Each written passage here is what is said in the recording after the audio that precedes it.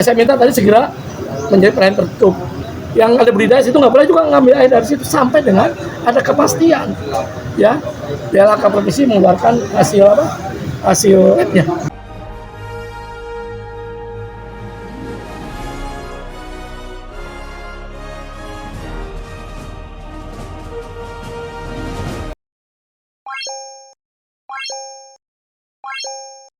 Dewan Perwakilan Rakyat Daerah (DPRD) Kabupaten Pangandaran menggelar rapat tindak lanjut penanggulangan tumpahan batu bara yang diduga berasal dari insiden tongkang pengangkut batu bara di wilayah perairan Batu Hiu dan Tanjung Cemara. Rapat berlangsung di ruang rapat paripurna DPRD Kabupaten Pangandaran, Senin tanggal 22 Juni tahun 2026 dengan menghadirkan berbagai unsur masyarakat yang dinilai terdampak maupun memiliki kepentingan terhadap kondisi pesisir Pangandaran. Rapat yang dipimpin Ketua DPRD Kabupaten Pangandaran, Asep Nordin HMM, tersebut dihadiri oleh Ketua Himpunan Nelayan Seluruh Indonesia, HNSI Kabupaten Pangandaran Haji JJ Wiyadinata, perwakilan LBH Ansor Kabupaten Pangandaran, Kepala Desa dari wilayah terdampak, kelompok nelayan, kelompok sadar wisata Pokdarwis pengusaha tambak, kelompok masyarakat pengawas Pokmaswas pegiat konservasi penyu, hingga praktisi budidaya perikanan yang dikenal dengan nama Abah Rangga. Pertemuan itu digelar sebagai respons atas kekhawatiran masyarakat terhadap dampak tumpahan batu bara yang ditemukan di sejumlah titik pesisir selatan Pangandaran. Selain menimbulkan kekhawatiran terhadap ekosistem laut, keberadaan material batu bara juga dikhawatirkan berdampak terhadap aktivitas nelayan, sektor budidaya perikanan, hingga industri pariwisata yang menjadi salah satu tulang punggung ekonomi daerah. Ketua DPRD Kabupaten Pangandaran, Asep Nordin, menegaskan bahwa DPRD berkepentingan memastikan seluruh proses penanganan dilakukan secara serius, terbuka, dan melibatkan seluruh pihak yang terdampak. Rapat ini menjadi forum untuk menghimpun informasi langsung dari masyarakat, nelayan, pelaku wisata, pemerhati lingkungan, dan para ahli. Kami ingin mendapatkan gambaran yang utuh mengenai kondisi di lapangan sehingga langkah yang diambil benar-benar sesuai kebutuhan masyarakat, kata Asep. Menurutnya, DPRD tidak ingin mengambil kesimpulan secara terburu-buru sebelum seluruh data dan hasil kajian ilmiah tersedia. Namun demikian, upaya mitigasi dan pengawasan harus tetap berjalan agar potensi dampak yang lebih luas dapat dicegah sejak dini. Kami akan mengawal proses ini sampai tuntas. Yang terpenting saat ini adalah memastikan kondisi lingkungan pesisir tetap terjaga dan masyarakat yang menggantungkan hidupnya dari laut tidak dirugikan, ujarnya. Asep juga menyampaikan bahwa DPRD mendorong seluruh instansi terkait untuk mempercepat proses pengambilan sampel dan pengujian laboratorium guna mengetahui tingkat dampak yang ditimbulkan terhadap kualitas perairan, biota laut, dan ekosistem pesisir. Menangani persoalan batu bara ini juga, saya kira kemampuan di daerah sangat terbatas, tapi tadi yang disampaikan oleh Pak Ketua HNSI, saya kira beliau 2 periode menjadi bupati dan sudah terbiasa dengan langkah-langkah cepat dan tentunya ya pada hari ini menyampaikan gitu kan, sama seperti THI gitu kan, menyampaikan undang-undang gitu kan, ya emang harus lakukan percepatan karena tadi disampaikan bahwa di awal kita juga sampaikan bahwa ini ada B3, ada merkuri, ada mangan yang sangat membahayakan. Sementara itu, Ketua HNSI Kabupaten Pangandaran, Haji JJ Wiyadinata, menyampaikan bahwa nelayan merupakan kelompok yang paling dekat dengan kondisi perairan sehingga berbagai keluhan dan temuan dari nelayan perlu menjadi perhatian serius. Menurut JJ, sejak munculnya informasi mengenai tumpahan batu bara, banyak nelayan yang mempertanyakan keamanan wilayah tangkap mereka. Selain itu, muncul kekhawatiran mengenai kemungkinan berkurangnya hasil tangkapan apabila kondisi perairan mengalami gangguan. Nelayan setiap hari berada di laut. Mereka yang pertama kali melihat perubahan kondisi perairan. Karena itu, suara nelayan harus menjadi bagian penting dalam proses pengambilan kebijakan. Kami berharap penanganan dilakukan secara cepat, tepat, dan berdasarkan data yang valid, ungkap JJ. Ia menambahkan bahwa masyarakat nelayan tidak menginginkan polemik berkepanjangan, melainkan kepastian mengenai kondisi laut yang menjadi sumber penghidupan mereka. Kami ingin ada kejelasan, jika memang ada dampak, sejauh mana dampaknya dan bagaimana langkah penanganannya. Jika tidak ada dampak signifikan, masyarakat juga perlu mendapatkan informasi yang jelas agar tidak muncul keresahan berkepanjangan, katanya. 7 hari saya menunggu pemerintah daerah, 7 hari saya menunggu pihak-pihak terkait untuk ada lapangan. Saya atas nama rakyat kecewa sangat luar biasa. Ada seluruh pihak. Kenapa? Tidak ada langkah-langkah yang tepat tepat dan tepat, cepat dan tepat dalam rangka mengendalikan kondisi ini. Kalau itu limbah B3, kalau itu dicegah, mestinya ada langkah terukur sebagai PPD bisa dalam rangka mengambil langkah yang perlu. Misalnya apa? Saya tidak melihat di lapangan hari kedua itu ada polisi yang menjagain. Saya tidak melihat ada ribuan nelayan tidak boleh menangkap ikan di daerah situ. Karena kalau nanti tercemar dengan kulit dan nangkap di situ itu kan berbahaya luar biasa. Tidak ada himbauan dan sebagainya dikumpulkan. Pokoknya besok kita boleh menangkap di situ. Dalam waktu yang sekian lama. Karena ini adalah percobaan B3, arsen mereka sudah naik sekali. Sampai hari ini saya berkata luar biasa. Tidak ada. Rapat-rapat saya dengan kawan-kawan yang normatif yang tidak terukur. Itu yang saya cakap. Ini sekalian, ini yang paling penting. Bagaimana kita segera mengambil langkah agar pencemaran B3 ini, logam-logam berat ini tidak terkontaminasi jauh ke wilayah lain. Saya bawa pasukan, ketika saya turun kamu lihat di daerah kamu ada ikan yang mati, ada kura-kura yang mati, dan lain sebagainya. Jadi saya mohon dari sekarang ada himbauan dari pemerintah daerah apapun, jangan ngambil ikan di sekitar situ. Karena logam berat itu tidak akan terurai. Ketika dimakan ikan dimakan manusia itu akan menjadi bahaya yang luar biasa sekali. Ini yang tidak dilaksanakan oleh pemerintah daerah dan lain sebagainya. Ini hal yang paling fundamental, ini hal yang paling prinsip. Kalau minyak di darat itu kan ada masalah, tapi ini adalah pencemaran luar biasa. Dimana ini saya mau pemerintah daerah mempertahankan tidak boleh ada aktivitas melakukan di situ. Karena ini tentu sampai dengan keluarnya. Ya, hasil rekomendasi 14 saya dinas lingkungan provinsi. Bagaimana hasil kualitas air pengumpulan di situ? Yang pertama. Yang kedua juga tentu saya ingin pengecekan bertahap. Ya, harus 1 bulan, 2 bulan, 3 bulan, wilayahnya perluas sekali. Jika mudah-mudahan sih tidak terjadi apa-apa. Saya telepon ke dinas provinsi Papua Barat dan saya sendiri. Jadi berkurang 4 hari setelah pengambilan sampah. Ya, jadi tentu mudah-mudahan tidak ada apa-apa dan lain sebagainya. Ya, sehingga nanti tentu kita sampah punya luar biasa. Itu yang pertama. Yang kedua sekalian, kalau ekosistem di situ, kalau di situ sebagai anak nelayan, sebagai Indonesia kalau sudah daerah Nusantara, daerah pertumbuhan, daerah konservasi pasti mati di sini. Berapa itu Pak? 8 juta kilo. Ya, jadi yang pertama saya mau diangkat Pak. Kalau bisa segera disedot, ya pakai kapal sedot itu segera mungkin. Saya mau semua membantu itu, karena jangan sampai ini menyebab kemana-mana dan sebagainya. Ya pertama, yang kedua, saya mau berbicara berkala. Kalau kemarin daerah 1 bulan cair yang dibuatnya cair. Yang belum kami sampah, dijawab oleh ini. Yang ketiga, saya untuk berpikir, saya selalu berpikir yang ada ya tidak boleh ada, yang tidak ada tidak boleh ada. Saya mohon, kalau saya yakin mereka free, semua kembalinya ekosistem ini akan lama. Karena di B3 hari kedua itu masih pakai Pak, dan hari ketiga keempat itu sudah tidak.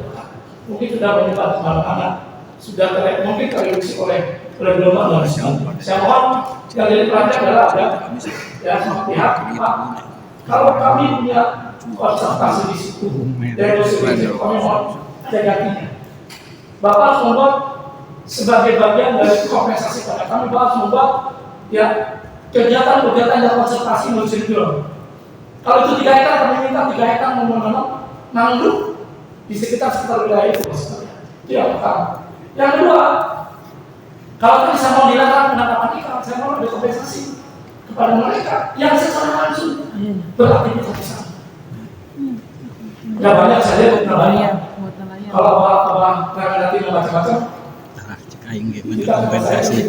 Jadi nanti Bapak karena saya mau ditutup, dan ada apa namanya kompensasi padang. Yang ketiga, kita bisa berbebas berpunya dengan bapak dan dengan persahabatan. Pak, kalau mau kosmetik, kalau mau kalah, kalau mau gelombang, harusnya bukan bapak saja yang kena kesalahan. Harusnya adalah seluruh yang melayani itu kena kesalahan. Pasti menurut saya kosmetik kan ya, bapak pasti minta apa? Mungkin kelayakan orang dan lain sebagainya. Kalau kita mau berbagi, ya, oleh karena saya mohon kepada kesadaran ke depan, kata-kata yang mau lewat melalui proyek Pangandaran, tolong diperiksa bukan hanya dokumennya, kertasnya bisa menyambung, tulis apa ya, tapi fisik kapal, fisiknya, ya, dia fisiknya ketika ada permintaan mau belajar lewat Selat Pangandaran, kepingin bapak lihat fisiknya mau bisa enggak? Kan begitu, kalau tidak ada bahaya. Ya, 5B3 besok karena mungkin juga karena gelombang dan sebagainya seperti itu yang paling penting Mas sekalian. Jadi saya mohon, ini kejadian yang luar biasa. Saya katakan bukan itu minyak tumpah di dalam, ini adalah barang yang saya bapak sampaikan. Yang ada B3, yang ada B3, di situ ada arsenik, di situ ada merkuri, itu kan logam berat. Yang penting asap di dalam kamar itu akan menimbulkan persoalan lain. Itu masalahnya dalam kuala, jadi saya mohon kalau itu sampai dengan indikator pengukuran keluar seperti apa dan bagaimana. Yang kedua saya mohon bapak juga memberikan kompensasi. Kalau itu 3 hektar, bapak buat kegiatan konservasi 3 hektar. Kan daerah kalian kami pasti mati. Yang ketiga saya mohon pada kesadaran apabila ada angkutan yang mau dikasih tangan harus dilihat kata dan lain sebagainya bukan itu. Kenapa? Karena waktu itu sebentar proyek kita ini sehingga kondisi harian dia ada 2-3 mil bukan proyek yang ke tengah. Jadi kalau ada masalah bukan saja menimbulkan persoalan berkaitan dengan berbagai persoalan, tetapi itu menjadi bagian yang penting dari kehidupan rakyat. Pak, kalau besok hasil penelitian ikan yang ada di situ mengandung merkuri, mati tak itu? Mati. Bukan hanya mati, pariwisata juga putus dan lain sebagainya. Ya, nah saya mau daerah ini hati-hati penanganan seperti ini. Peserta rapat yang hadir berasal dari berbagai unsur, antara lain Ketua HNSI Kabupaten Pangandaran, LBH Ansor Kabupaten Pangandaran, Kepala Desa Cibenda, Kepala Desa Sukaresik, Ketua Rukun Nelayan Bojong Salawe, Ketua Rukun Nelayan Cibenda, Ketua Konservasi Penyu Kabupaten Pangandaran, Ketua Pokdarwis Batu Hiu, Ketua Pokdarwis Tanjung Cemara, Ketua Taruna Nelayan, perwakilan pengusaha tambak, Pokmaswas, serta sejumlah tokoh masyarakat dan pemerhati lingkungan. Dalam rapat tersebut, perhatian juga tertuju pada potensi dampak terhadap sektor budidaya perikanan. Praktisi budidaya perikanan, Abah Rangga, mengingatkan bahwa dampak pencemaran laut tidak selalu terlihat dalam waktu singkat.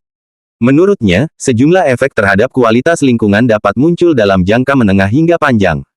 Kita harus menunggu hasil laboratorium untuk mengetahui kondisi yang sebenarnya. Jangan sampai kita hanya berasumsi. Yang paling penting adalah melakukan pengujian secara ilmiah agar semua pihak mendapatkan gambaran yang objektif, ujar Abah Rangga. Ia menjelaskan bahwa apabila kualitas perairan mengalami penurunan, dampaknya tidak hanya dirasakan oleh nelayan tangkap, tetapi juga oleh para pembudidaya ikan yang bergantung pada kondisi lingkungan laut yang sehat. Yang perlu dipahami, di kawasan ini bukan hanya ada sektor pariwisata dan perikanan tangkap.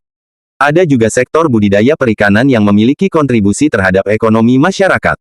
Jika kualitas lingkungan terganggu, dampaknya bisa dirasakan dalam jangka panjang oleh para pelaku usaha budidaya, katanya. Abah Rangga menilai langkah terbaik saat ini adalah mengedepankan pendekatan ilmiah melalui pengambilan sampel air, sedimen, serta pengamatan terhadap biota laut yang berada di kawasan terdampak. Dengan demikian, kebijakan yang diambil nantinya dapat dipertanggungjawabkan secara akademis maupun hukum.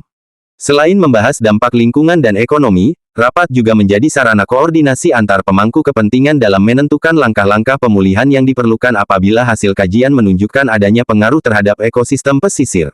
Dengan adanya musibah tumpahannya batu bara di wilayah pesisir Cibedak, Sukabumi ini sangat membahayakan saya kira, karena di sana banyak sekali kandungan logam berat, baik itu merkuri atau nanti akan mempengaruhi kepada derajat keasaman air atau pH.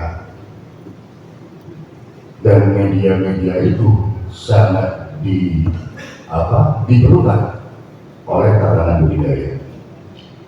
Perlu kami sampaikan, di Pangandaran bukannya pariwisata dan penangkapan ikan, dengan lokasi yang berdekatan. Di sana ada proses pembesaran udang fanami atau budidaya udang tambak, baik sisi tradisional, semi intensif atau modern.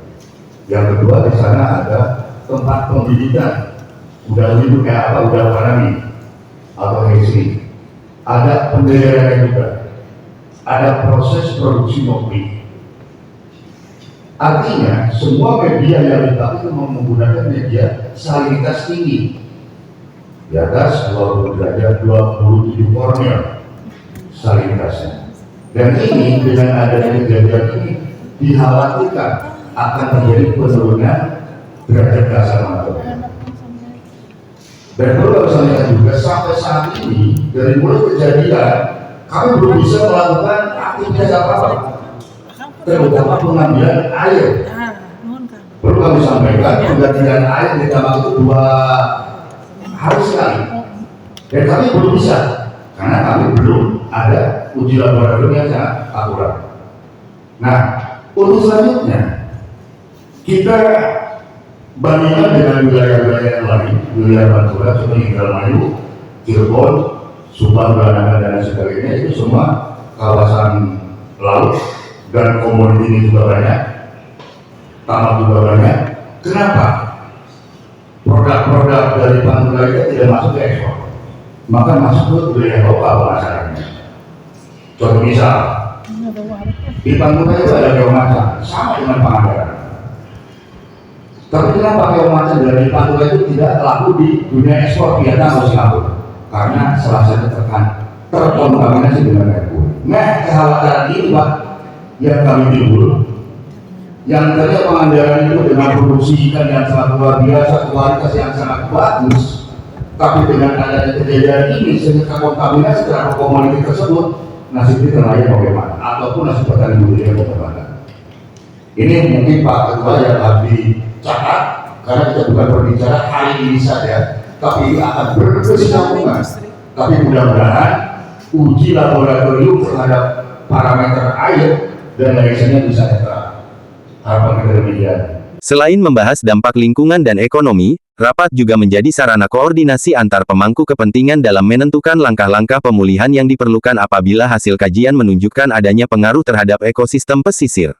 Melalui rapat tersebut, Ketua Konservasi Penyu Kabupaten Pangandaran, Ai Giwang berharap dapat menghasilkan rekomendasi yang komprehensif sebagai dasar bagi pemerintah daerah dan instansi terkait dalam menangani dampak tumpahan batu bara.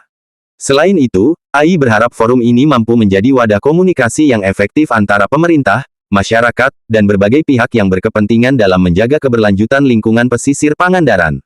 Dengan masih berlangsungnya proses investigasi dan pengujian laboratorium, seluruh pihak sepakat bahwa penanganan peristiwa ini harus mengedepankan transparansi, akurasi data, serta perlindungan terhadap kepentingan masyarakat pesisir yang selama ini menggantungkan hidup dari sektor kelautan, perikanan, dan pariwisata. Dari tadi saya mendengarkan paparan dari perusahaan yang sepertinya setiap hari sibuk kegiatan ini, kegiatan itu, kegiatan ini. Ya, ini bagian dari upaya untuk segera mengevakuasi dan lain sebagainya. Tetapi ini hampir 1 minggu belum ada tindakan apapun yang jelas. Gitu. Bapak tahu bahwa di situ adalah salah satu titik pendaratan penumpang. Bulan ini adalah bulan pembuka penyu mendarat di sana. Terakhir sampai Desember. Biasanya dari Mei juga sudah ada. Saya curiga juga sebelum kapal itu terdampar, Mei juga sudah ada yang mendarat. Dampaknya apa? Karena memang kandungan batu bara itu berbahaya, gitu kan? mengandung logam berat, ada merkuri, ada apa itu senyawa asam ya, senyawa asam, apalah itu segala hal yang berbahaya yang mencemari laut, dan juga itu terseret ombak, menyerap, diserap oleh pasir. Otomatis telur penyu yang udah ada di sana juga pasti otomatis itu Pak tidak akan menetas, tidak akan menjadi tukik.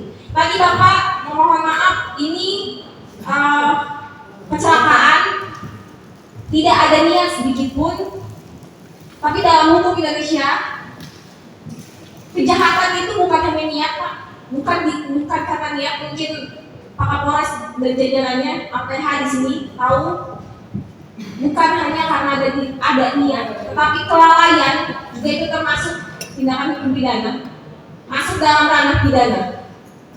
Begitu. Kami sangat menyayangkan lambannya dari Pemda juga sama proses evakuasi. Konkret saja saya pertanyakan, dari hasil paparan yang tadi Bapak paparkan dari pihak perusahaan, akan kapan itu evakuasinya? Selesainya kapan? Karena semakin lama, bukan semakin habis racunnya, tapi semakin menyebar. Karena laut itu, air itu, dia bergerak, tidak diam. Ada angin, ada gelombang yang otomatis menyebar. Di situ ada penyu, batu karang, yang jelas-jelas ada terumbu karang, ada rumput laut di Bukit Batuyu itu Pak. Abdullah Haris melaporkan untuk Global TV Aktual dari Pangandaran, Jawa Barat.